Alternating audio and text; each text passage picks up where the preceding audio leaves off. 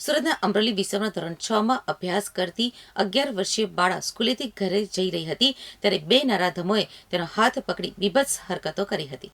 મળતી માહિતી પ્રમાણે અમરોલી વિસ્તારમાં રહેતા એક પરિવારની 11 વર્ષીય દીકરી ગતરોજ શનિવારે શાળાએ ગઈ હતી. બપોરે શાળા છૂટ્યા બાદ તે એકલી જ ઘરે પરત ફરી રહી હતી ત્યારે બે અજાણ્યા યુવકો તેની પાછળ પડ્યા હતા.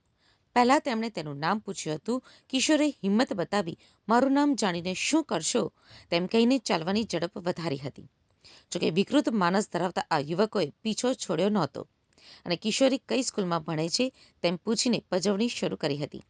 કિશોરી કંઈ જ સમજે તે પહેલાં જ એકે તેનો હાથ પકડી પોતાની તરફ ખેંચી છેડતી કરી હતી. ગભરાયેલી કિશોરીએ સમય સૂચકતા વાપરી પ્રતિકાર કર્યો હતો અને ત્યાંથી ભાગી છૂટી સીધી જ ઘરે પહોંચી હતી. ઘરે પહોંચેલી દીકરી અત્યંત ગભરાયેલી અને રડતી હાલતમાં હોવાથી માતાએ પૂછપરછ કરતા સમગ્ર હકીકત સામે આવી હતી. પરિવારે તાત્કાલિક અમરોલી પોલીસનો સંપર્ક સાધ્યો હતો. પોલીસે મામલાની ગંભીરતા જોઈ ઘટના સ્થળની આસપાસના સીસીટીવી કેમેરા તપાસતા ટપોરીઓની શરમજનક હરકત કેદ થયેલી જોવા મળી હતી. ફૂટેજના આધારે પોલીસે રાજકુમાર જલ્લુ યાદવ અને મુકેશ રત્નાભાઈ મીર જેઓ વાડીના સોસાયટી છાપરા ભાટ મૂળ ધોળકા તરીકે ઓળખ થઈ હતી.